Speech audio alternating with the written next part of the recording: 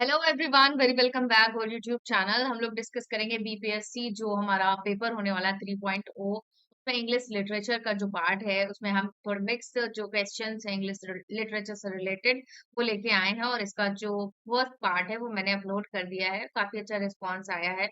लोगों की डिमांड है कि मैं मतलब लिटरेचर के क्वेश्चंस को कवर करूं, प्रैक्टिस सेट लेके आऊं। तो ये हमारा नेक्स्ट पार्ट होने वाला है। अगर आपको अच्छा लग रहा है तो इसी तरीके से हम ये सीरीज को कंटिन्यू रखें। ठीक है। देखिए, जो हमारा फर्स्ट क्वेश्चन है वो आपके सामने है। Who is the author of Middlemarch. ठीक है। मिडल मार्च एक नॉवेल है और इसमें इसको इंग्लिश लिटरेचर इंग्लिश फिक्शन का ये ग्रेटेस्ट वर्क कंसिडर किया जाता है। ठीक है। तो ये जो आपके सामने वर्क है मिडल मार्च, आपको इसके ऑथर के बारे में बताना है। थॉमस हार्डी या फिर जॉर्ज इलियट या चार्ल्स डिकेंस या फिर एलिजाबेथ गैस्केल। बताइएगा सही ऑप्शन क्या है। तो इसके जो राइट आंसर यहाँ पे होंगे वो हो जाएंगे यहाँ पे जॉर्ज इलियट। ठीक है, यानी कि बी ऑप्शन हमारा राइट हो जाएगा। अब हम कुछ बेसिक सा इंफॉर्मेशन देख लेते हैं जो कि हमारे लिए इम्पोर्टेंट है। ठीक है। मिडल मार्च जो ये वर्क है ये 8 वॉल्यूम्स में पब्लिश हो चुका है और 8 वॉल्यूम्स इसकी आ चुकी हैं। यानी कि कब से कब तक आई है तो 1871 से लेके 1872 के बीच में इसकी 8 वॉल्यूम्स जो है वो पब्लिश हो चुकी हैं। राइट।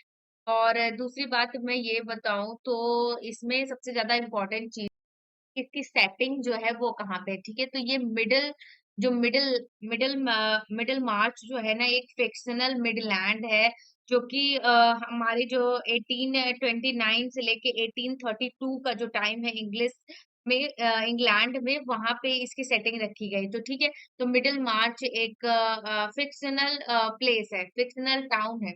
तो इतना क्लियर हो गया कि ये 8 वॉल्यूम्स में आई थी 1871 से लेके 1872 के बीच में। और इसका जो पब्लिकेशन प्लेस था वो यूनाइटेड किंगडम था। ओके। जॉनर इसका था, ये नॉवेल थी। ठीक है। जॉनर इसकी है नॉवेल। और जो इसके ऑथर है यहाँ पे जॉर्ज इलियट। ठीक है। तो हमारा ये बी ऑप्शन यहाँ पे राइट हो जाता है।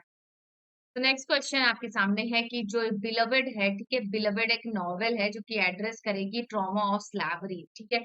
यानी कि जो गुलामी की तकलीफें होती हैं उससे जो हमको ट्रॉमा मिलता है उसको ये एड्रेस करती है नॉवेल बिलवेड, जिसमें आपको एक कैरेक्टर मिलेगा स्टैची। ठीक है। स्टैची इसमें एक प्रोटेगोनिस्ट है और वो किस तरीके से अपनी गुलामी की जंजीरों को तोड़ देती है और अपना कहीं और जाके बनती है। तो इसके साथ जो जो चीजें होती हैं वो सब कुछ आपको यहाँ पे देखने को मिलेगा, किस तरीके से उसका जो पास्ट होता है उसके प्रेजेंट को अफेक्ट करता है। ठीक है। तो बिलवेड काफी ज्यादा इंपॉर्टेंट वर्क है। किसका है ये आपको बताना है। इसको नोबेल प्राइज विनिंग ऑथर है ये। ठीक है। नोबेल प्राइज विनिंग ऑथर है। का नाम आपको बताना है। एलिस एलिस वॉकर या फिर जोरा नील हडसन या फिर टोनी मॉरिसन या फिर माया एंजेलो। ठीक है। तो सही ऑप्शन क्या होगा यहाँ पे, सी ऑप्शन हमारा टोनी मॉरिसन यहाँ पे राइट हो जाएगा। और ये जो हमारी जो सेटिंग है इसकी कहाँ रखी गई है तो अमेरिकन जो सिविल वॉर है। ठीक है। Set in period after the American American civil war होने के बाद जो पीरियड आता है उसमें इसकी सेटिंग रखी गई। ठीक है। अमेरिकन सिविल वॉर के बाद जो पीरियड आता है उसमें इसकी सेटिंग आपको देखने को मिलेगी। और इसका जो अगर प्राइमरी कैरेक्टर इसकी पूछा जाए प्रोटेगोनिस्ट कौन है तो वो सैथी नाम की कैरेक्टर इसकी प्रोटेगोनिस्ट है। और इसके पब्लिकेशन की बात करूं तो इसका पब्लिकेशन हुआ था सितंबर 1987। ठीक है। सितंबर 1987 में ये पब्लिश।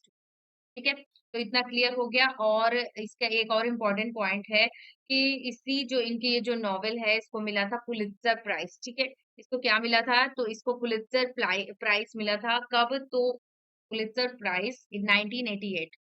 ठीक है। तो यहाँ पे मैं लिख देती हूँ पुलित्जर प्राइज 1988 में इसको पुलित्जर प्राइज मिला। ठीक है।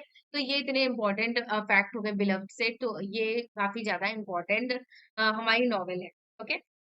नेक्स्ट क्वेश्चन आप देखिएगा। Which dystopian novel begins with the line it was a bright cold day in April and the clocks were striking 13। ठीक है।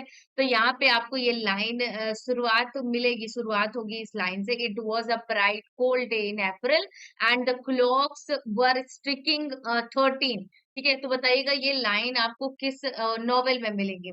Brave new world by elders Huxley या फिर Fahrenheit 451 by Ray ब्रैडबरी या फिर 1984 by George Orwell या फिर handmades tell bye Margaret आटवुड। ठीक है, तो हमारा जो सही ऑप्शन होगा वो 1984 बाय जॉर्ज ऑरवेल यहाँ पे राइट हो जाएगा, ऑप्शन सी। ठीक है, ऑप्शन सी के साथ जाएंगे जिसमें आपको ये इंपॉर्टेंट लाइंस मिलेंगी, तो इनको नोट डाउन कर लीजिए क्योंकि ये एग्जाम में पूछी जा सकती है। ओके, नेक्स्ट क्वेश्चन देखिएगा, in which work does Samuel Taylor Coleridge describes an albatross and its symbolic significance. ठीक है, आपको जो ये अल्बाट्रोस जो ये वर्ड मिला है, ठीक है, ये बताइएगा सैमुअल टेलर कॉलेरीज ने अपने किस वर्क में इसको डिस्क्राइब किया है। कुबला खान में, या फिर the rhyme of the ancient mariner, या क्रिस्टोबेल, या फिर detection and odd.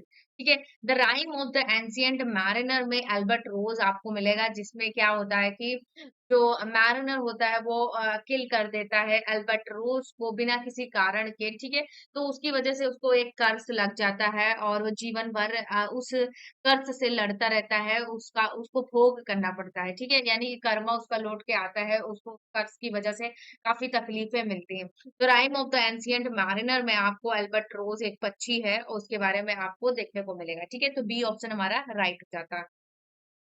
Next question यहाँ पे देखिएगा जो कि लिटरेरी टर्म से क्वेश्चंस होंगे, तो which literary term refers to the use of humour, irony और radical to expose and criticise people's stupidity and vices. ठीक है, तो यहाँ पे सही ऑप्शन क्या होगा जिसमें आप जो किसी इशू को या पीपल की कोई कोई उनका पर्सनालिटी की कोई ऐसी चीज है जो हम ह्यूमरस वे में को बताते हैं, एक्सपोज करते हैं उसके इश्यूज को, तो वो मेनली किस लिटरेरी टर्म में आएगा, पैरोडी में या फिर सटायर में या एलेगरी में या फार्स में। ठीक है, तो सही ऑप्शन क्या होगा यहाँ पे हमारा जो बी ऑप्शन है सटायर, यहाँ पे राइट हो जाएगा। सटायर बेसिकली किसी भी सोशल इशू को सटारिकल वे यानी कि ह्यूमरस वे में प्रेजेंट करता है, एक्सपोज करता है। ठीक है, और उसके माध्यम से वो लोगों को और सोसाइटी को क्रिटिसाइज करता है।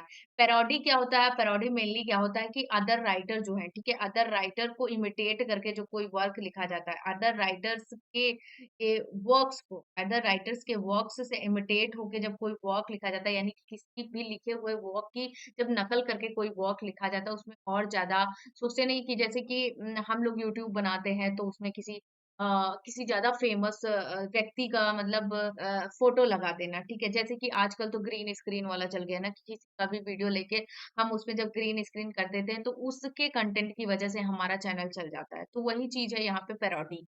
और सटायर का मतलब तो आपको कलर क्लियर हो ही गया होगा। एलेगरी क्या होता है, जैसे कि आप किसी शादी वगैरह में जाते हैं, ठीक है, शादी वगैरह में जाते हैं जब आपको यहाँ के ग्रूम एंड ब्राइड जब दोनों साथ में दिखते हैं तो बहुत सारे लोग क्या बोलते हैं कि ये राम सीता की जोड़ी है या फिर यहाँ पे विष्णु लक्ष्मी की।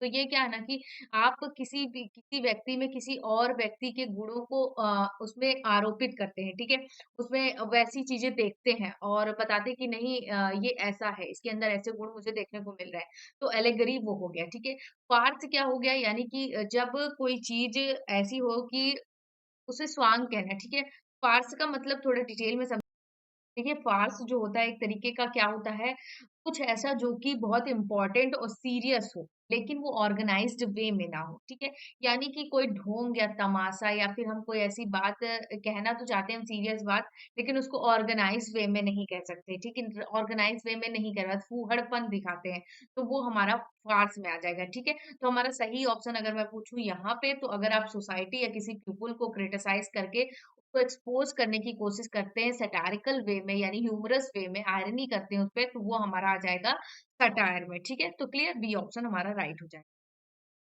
नेक्स्ट क्वेश्चन देखिएगा, व्हाट इज मेटाफिक्शन। ठीक है, मेटाफिक्शन क्या है, fiction that incorporates factual events and real people, or fiction about the nature and process of writing fiction, fiction that involves a journey or quest, fiction that emphasize its own artificiality। ठीक है, तो यहाँ पे क्या होता है, Meta fiction क्या होता है कि वो रियलिटी दिखाता है। ठीक है, यानी कि सब कुछ ऐसा नहीं कि सब कुछ फिक्शनल है या सब कुछ कहानी है, वो रियलिटी पे फोकस करता है। तो मेनली हमारा बी ऑप्शन हमारा राइट हो जाएगा यहाँ पे, fiction that fiction about the nature, ठीक है, and process of writing fiction. ठीक है, यानी कि फिक्शन बताता है कि वास्तव में नेचर क्या है और राइटिंग फिक्शन राइटिंग करने का प्रोसेस क्या है। ठीक है, तो हमारा सही ऑप्शन क्या हो जाएगा, बी ऑप्शन हमारा राइट हो जाएगा। नेक्स्ट क्वेश्चन देखिएगा यहाँ पर, which term describes a recurrent thematic elements in literature often symbolising a universal aspect of human experience. ठीक है, बताइएगा जो एक कोई लिटरेचर में शब्द है जो संपूर्ण मतलब मानव जाति में होने वाले या संपूर्ण जो ह्यूमन एग्जिस्टेंस है या फिर जीव है उनसे रिलेटेड, जो चाहे वो किसी भी जेंडर से बिलोंग करते हो, चाहे वो गर्ल हो या फिर यहाँ पे वो बॉय हो, ठीक है, वो सभी से वो क्या बोलते हैं, वो सब में वो चीज कॉमन होता है, उसको सिंबलाइज करता है।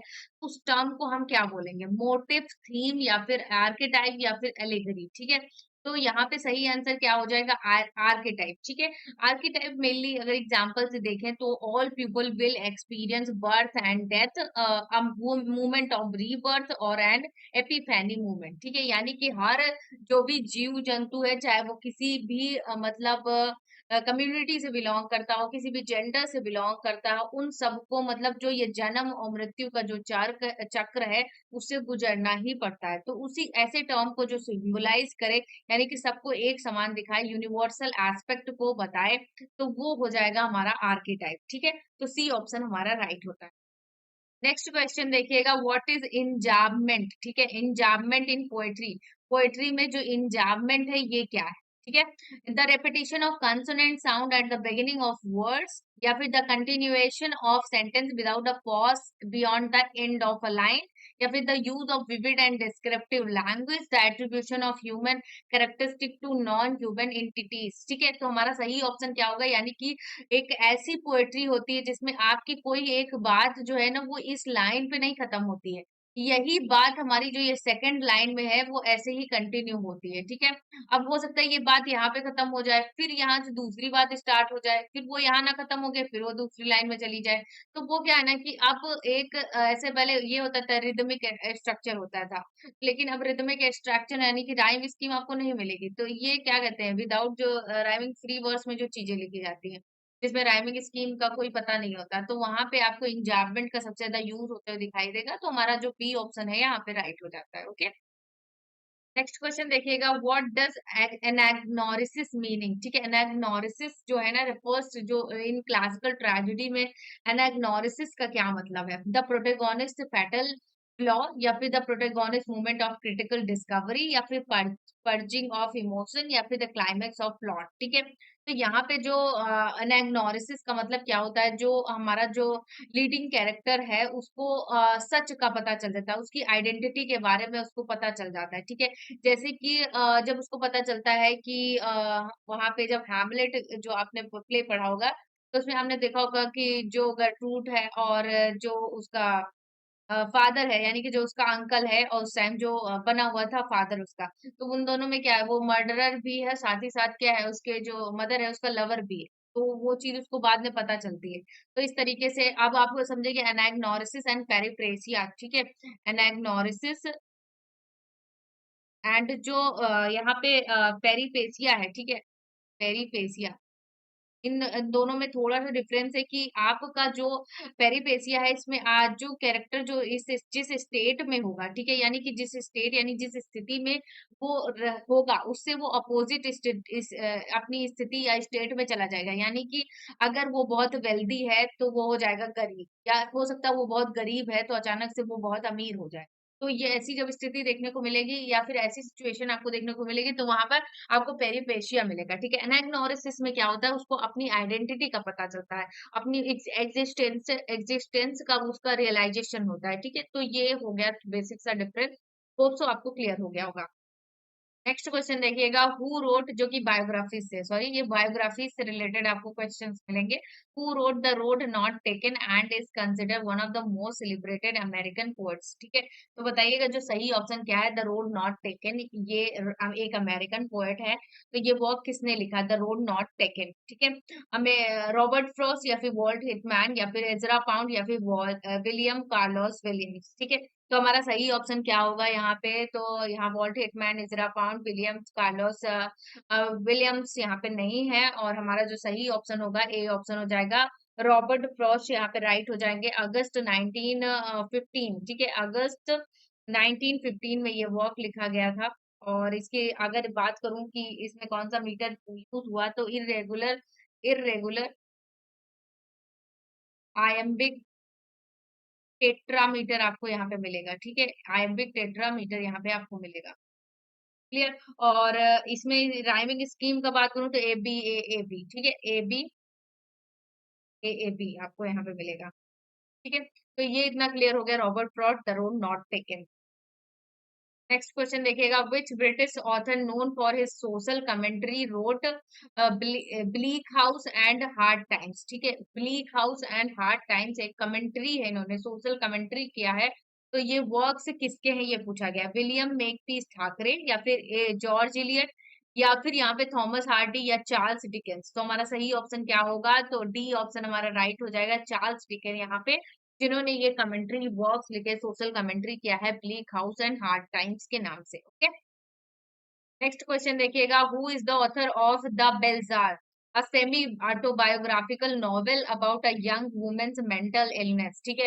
यानी कि द बेलजार एक तरीके की सेमी ऑटोबायोग्राफिकल नॉवेल है जिसमें आपको एक यंग वुमेन के जो मेंटल इलनेस से गुजर रही है उस पर ये फोकस है। तो बताइएगा इसके ऑथर कौन है, सिल्विया प्लाथ या फिर एन सेक्सटन या फिर वर्जीनिया वुल्फ या फिर इमाइल डिकिंसन। तो हमारा सही ऑप्शन क्या होगा यहाँ पे, तो ए ऑप्शन हमारा सिल्विया प्लाथ यहाँ पे राइट हो जाता है। नेक्स्ट क्वेश्चन देखिएगा, which romantic poet died at the age of 25, ठीक है, 25 की एज में इनकी डेथ हो गई थी।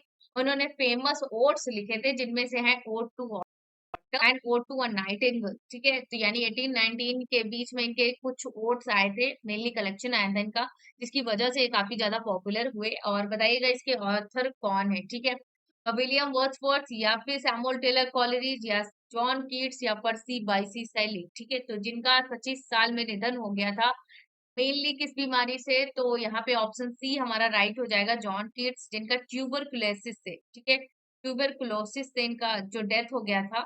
और आप बताएंगे इनकी डेथ कब हुई थी, ईयर बताएंगे, ठीक है। और आपको बता दूं कि ये ट्यूबरकुलोसिस जो बीमारी है इससे ही इनकी मदर और इनके ब्रदर की भी डेथ इसी बीमारी से हुई थी। ओके, नेक्स्ट क्वेश्चन देखिएगा, who is the author of 100 years of solitude, a cornerstone of magical realism in literature, ठीक है। तो 100 इयर्स ऑफ सॉलिट्यूड के ऑथर कौन है, यहाँ पे जॉर्ज लुइस बॉर्गेस या फिर गैब्रियल गार्सिया मार्क्वेज या फिर इजाबेल एलेंड या फिर मैरियो वार्गास लियोस, ठीक है, लियोसा। बताइएगा सही ऑप्शन क्या है, यहाँ पे बताइएगा सही आंसर क्या है, ठीक है। तो हम किसके साथ जाएंगे, बी ऑप्शन हमारा सही हो जाएगा, गैब्रियल गार्सिया मार्क्वेज। और ये इनका कब पब्लिश हुआ था, तो ये 1967 का एक नॉवेल है। और ये मेनली कौन है, तो ये कोलंबियन ऑथर है, ठीक है, कोलंबियन ऑथर है, कोलंबियन ऑथर है। ओके, क्लियर हो गया, हमारा बी ऑप्शन यहाँ पे राइट हो जाता, 100 इयर्स ऑफ सॉलिट्यूड। तो नेक्स्ट क्वेश्चन आपके सामने, इसमें आपको कुछ मिक्स्ड क्वेश्चंस मिलेंगे और जिसमें सारे इंक्लूडेड होंगे। Which poet is known for the collection Leaves of Grass, ठीक है, लीव्स ऑफ ग्रास जो ये है ये किसका कलेक्शन है, उसके ऑथर का, उसके पोएट का आपको नाम बताना, रॉबर्ट फ्रॉस्ट या फिर वॉल्ट हिटमैन या फिर टी एस इलियट या इमाइल डिकिंसन। तो हमारा सही ऑप्शन क्या होगा, यहाँ रॉबर्ट फ्रॉस्ट नहीं है, टी एस इलियट नहीं है, इमाइल डिकिंसन नहीं है, सही ऑप्शन बी ऑप्शन हमारा राइट हो जाएगा। और ये फर्स्ट पब्लिश हुआ था 1855 में, ठीक है, 1855 में ये फर्स्ट पब्लिश हुआ था। और ये इनकी डेथ होने तक इन्होंने 1892 तक ये लिखते रहे इसी कलेक्शन के लिए, ठीक है। तो हमारा सही ऑप्शन क्या होगा, वॉल्ट हिटमैन। नेक्स्ट क्वेश्चन देखिएगा, in T S. Eliot's the Waste Land which mythological character is reference in the line, ठीक है, एक लाइन बोली गई है वेस्ट लैंड में जो कि एक मैथोलॉजिकल कैरेक्टर को रेफरेंस किया गया है, I will show you fear in a handful dust, ठीक है। वेस्ट लैंड की ये बहुत इंपॉर्टेंट लाइन है जिससे स्टार्टिंग होती है इस पोम की। और I will show you fear in a handful of dust, इसको किस कैरेक्टर को रेफरेंस किया गया है, टायरसियस या फिर प्रोमेथियस या फिर सिजाइफस या फिर ओडेसियस। तो हमारा सही ऑप्शन होगा ए, टायरसियस यहाँ पे राइट हो जाएगा, A option. Okay, next question देखिएगा, who wrote the essay a room of one's own and is a prominent figure in feminist literature, ठीक है। फेमिनिस्ट लिटरेचर की एक इम्पॉर्टेंट फिगर है, स्ट्रीम ऑफ कॉन्शियसनेस का इन्होंने सबसे ज्यादा यूज किया है अपने वर्क्स में। तो बताइएगा ऑथर कौन है? A room of one's own, Sylvia Plath, ठीक है, वर्जीनिया वुल्फ, या फिर मैरी वुllstonecraft, या फिर सिमोन डी वीवर, ठीक है। तो हमारा सही ऑप्शन क्या होगा यहाँ पे? तो बी ऑप्शन हमारा राइट हो जाएगा, Virginia Woolf. Okay, next question देखिएगा, in Paradise Lost what is the name of Saturn's place in hell, ठीक है। सैटर्न का जो हेल में प्लेस पैलेस था, सॉरी सॉरी, हेल में जो उनका पैलेस था, तो उस पैलेस का नाम क्या था पैराडाइज लॉस्ट में, आपको बताना है। तो यहाँ पर पैंडेमोनियम, या फिर बीलजेबब, या फिर गेहना, या फिर एरेबस, ठीक है। तो सही ऑप्शन क्या होगा? ऑप्शन ए हमारा राइट हो जाएगा, पेंडेमोनियम यहाँ पे राइट हो जाएगा, जो कि सैटर्न का पैलेस था, कहाँ पे? हेल में। ओके, तो ये ऑप्शन हमारा राइट हो जाता है।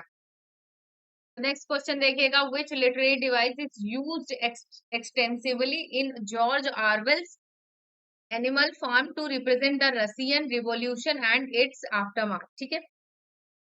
ठीक है, एनिमल फार्म जो कि एक रशियन रिवॉल्यूशन को रिप्रेजेंट करता है, उससे होने वाले जो हमारे उसके बाद जो हमारा टाइम कैसे हुआ, कैसे इफेक्ट हुए हम उस चीज से, उस पे फोकस करता है। तो एनिमल फार्म जो है उसमें मेनली आपसे पूछा गया किस तरीके की लिटरेरी डिवाइस को उन्होंने यूज किया है, क्या एलेगरी को यूज किया, या फिर पैरेबल को, या फिर फैबल को, या फिर सटायर को। तो हमारा सही ऑप्शन क्या होगा कि उन्होंने इसमें एलेगरी का यूज किया है, तो ए ऑप्शन हमारा राइट हो जाता है। ओके, तो यहाँ पे हमारा इम्पोर्टेंट सेशन एंड होता है, और अगर आप लोगों को पसंद आया तो प्लीज आप वीडियो को लाइक जरूर करें, ज्यादा से ज्यादा शेयर करें, और अगर हमारे चैनल पर नए हैं तो प्लीज इसको सब्सक्राइब करना ना भूलें, क्योंकि अगर सब्सक्राइब करेंगे तो मैं आपको अच्छा अच्छा कंटेंट प्रोवाइड करूंगी। ओके, और सबसे जरूरी चीज ये है कि आपको अगर ये मतलब चैनल आप अभी भी और नए नए आपको पता चल रहा है, तो आप कोशिश करिए कि आप उसको शेयर करें बहुत ज्यादा।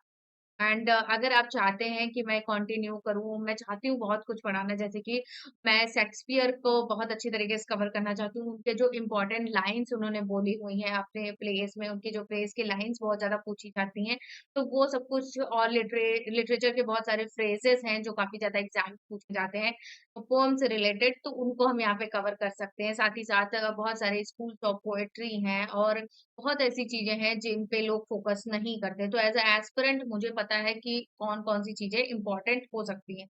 देखिए, मैं कोई प्रोफेशनल नहीं हूँ, ना ही मैं कोई डिमांड कर रही हूँ कि आप पैसे वैसे देगा। मैं क्योंकि पढ़ाने का मुझे शौक है, तो मैं बस ऐसे मैं पढ़ती हूँ, और मुझे लगता है कि मुझे पढ़ाने से मेरी नॉलेज और ज्यादा मुझे रिकॉल हो जाएगी, मुझे याद हो जाएगी चीजें, तो इस वजह से मैं पढ़ाती हूँ। और आपको अगर कंटेंट पसंद आए तो प्लीज हमारे चैनल से जुड़े रहिएगा। थैंक्स फॉर वॉचिंग, मिलते हैं नेक्स्ट वीडियो में, बाय बाय।